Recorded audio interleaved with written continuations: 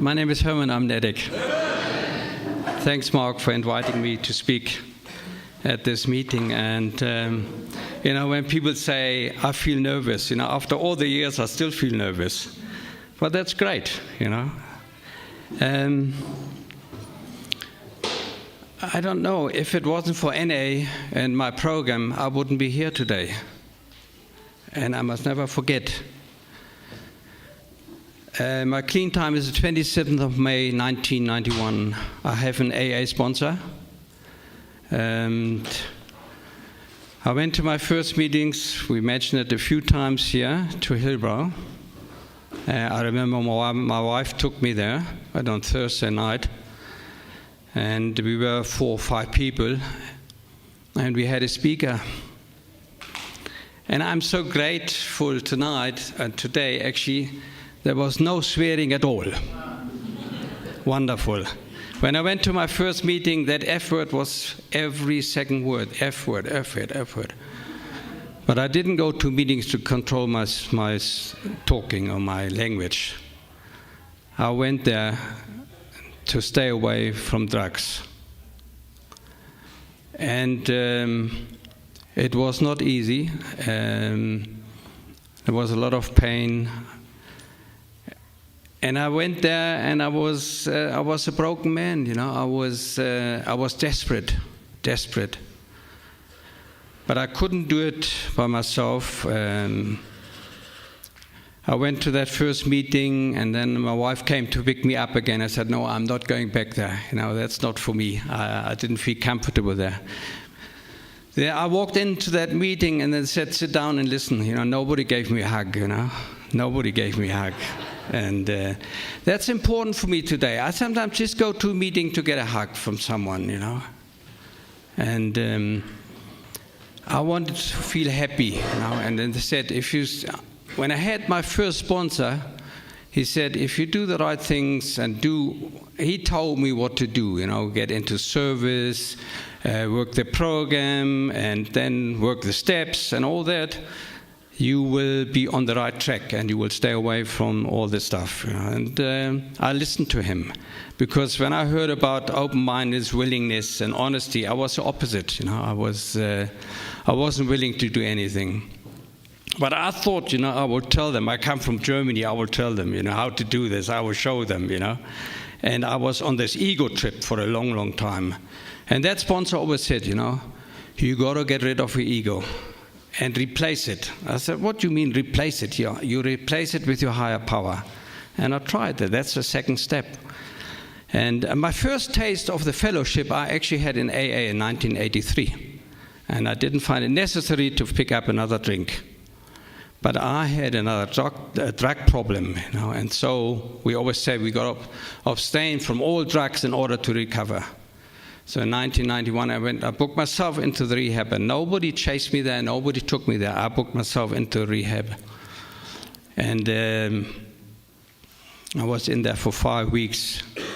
And I heard it here earlier on, I didn't sleep for 2 weeks or 3 weeks. I didn't sleep for 6 months. I didn't sleep, and I didn't die, I thought it will come back. The natural sleep will come back. And it did come back.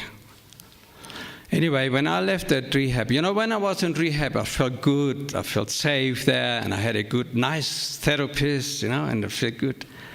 But when the time came when they asked me to leave, and I said, can I not stay another week, And they said, yes, you can stay another week. So I was scared to leave the rehab, because I knew nothing has changed on the outside, nothing. They were still there, But then I decided I got to leave now and get on with life.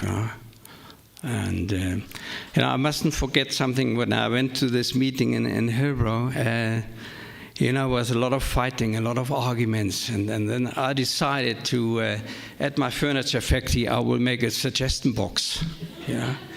And that suggestion box was empty for a long, long time. Nobody had any suggestion, they would carry on the fighting and so on, But I got then into service. Also in AA, I was holding every service position. Also at that rehab for 7 years, every Tuesday I went out there and we were holding a meeting for 7 years. That kept me clean. We always said, it keeps you clean, but it also improved my recovery. I battled for a long time too. I didn't understand this whole program, and my very first sponsor, he took me to meetings, and he took me to meetings. And when we came home from meetings, we sat in this little house in Bass Valley, and we worked the steps. We got hold of the big book, and we went through the steps and the program and all that, And sometimes I come home 1, 2 o'clock in the morning, and then I nearly got divorced. I said, but I said to my wife, I want to do this, what other people suggested to do, And by the way, my family decided to go on holiday a week ago, and they said, can you come along? I said, no, I can't really, because I've been invited for a mini convention, and they asked me to speak. There was silence for a few minutes, but then it was accepted, There was no more argument, because they know that I need these meetings and I need to be here.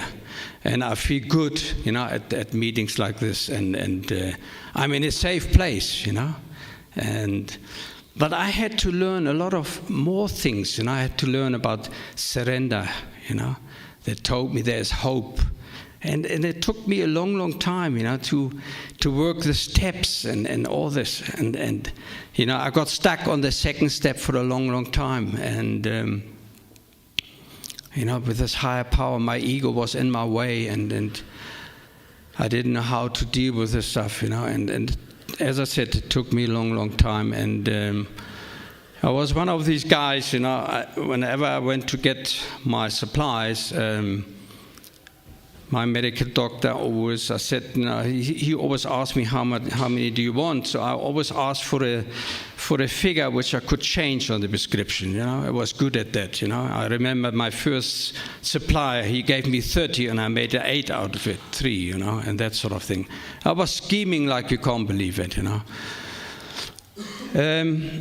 all the 15 years, it hasn't been a bed of roses. It's been up and down, and but it has been very rewarding at times. When people come and ask me, well, would you like to be my sponsor? I can't handle more than 3 sponsees, because for my own recovery, I can't handle more than 3. So when I have my first sponsor died, and I told my second sponsor, also an AA sponsor, he's 38 years sober, and 38 years in the fellowship, he always said, you can handle 3, I can't even handle 1, So, but this NA has saved my life. NA has saved my life, and I take it very serious when I go to meetings, and very seldom that I say no. When somebody phones me up and says, can you please come and pick me up and take me to a meeting, I'm willing to do this, because when I came in and people helped me along, and I must never forget what this fellowship has done for me, and I just love the fellowship, I love the people in NA, and in all the years in my active addiction, there are a few years missing. I can't remember, and when I cleaned up, I didn't know who this woman was next to me in my bed. It was my wife, I couldn't,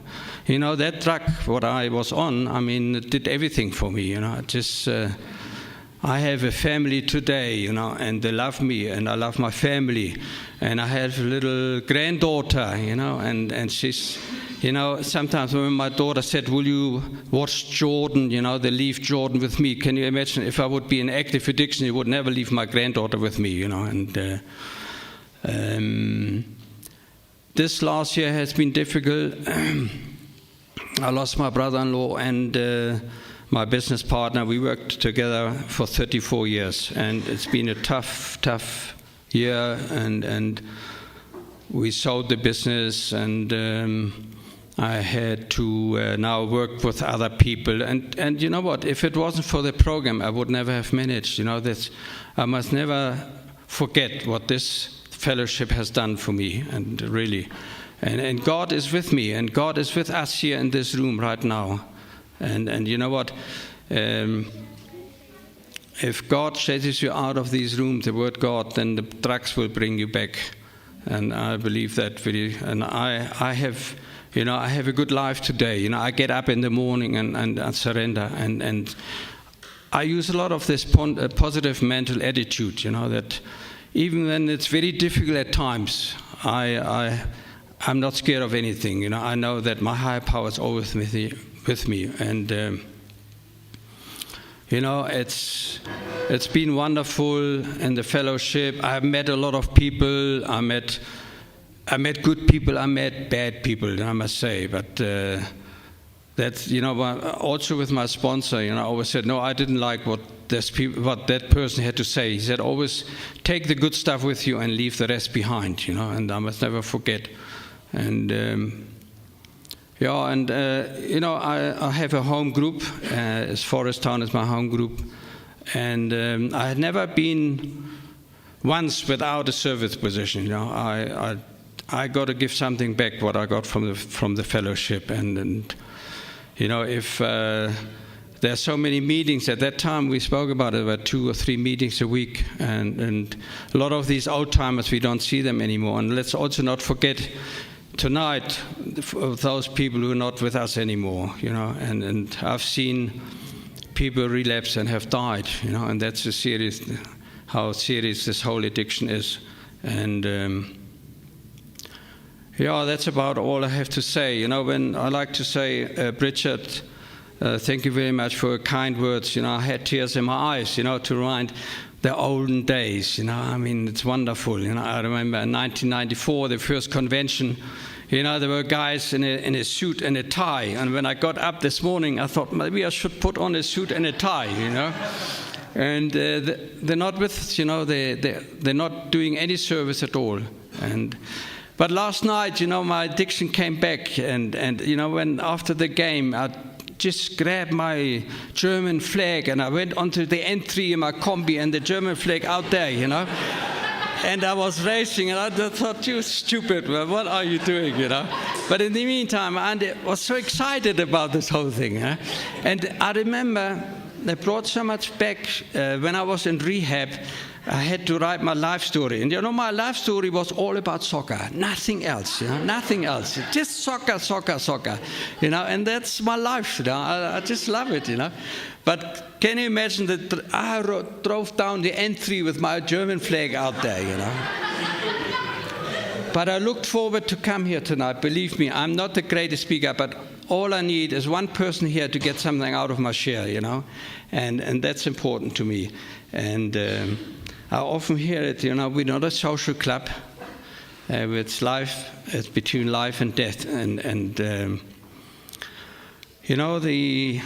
coming back, and when I went to the AA meetings in '83, they already held the 12 steps. But many, many years ago, they only had 6 steps. And a lot of people don't know it. They only had 6 steps. That's many, many years ago. That's how AA started. And we got the program from AA, We must never, I never run down AA, We got the program actually from AA. And, and I must be, Cheryl and Mark and a lot of other people for the great service they have done so far. It's wonderful. And I thought I've done a lot. I've done very little. And what NA is today, it's wonderful, We have, 27, 30 meetings a week, and they're not small meetings. My home group, we got 35, 40 people every Thursday, and I got to work the steps, When I come home tonight, I must look at the 10th step again, How was my day? Was I happy? Do I need to make amends to people? And that sort of thing. And I still find it difficult to make amends to, I don't know. Sometimes I don't want to say sorry to somebody. I found it difficult at times. And when I was on my own now, when my brother-in-law died. I was cheating in business and I was lying, and I didn't feel great about it. I didn't feel good, but I had to do it to stay in business, And I often found out my sponsor lives now in the Cape, and then I phone him up and say, what do you think I should do here? And I get some advice. And that's what the fellowship is all about, And, it's always, I very seldom miss a meeting, when I go to my home group, I feel great and I feel in a safe place. Thank you for listening. Let me share. Thank you.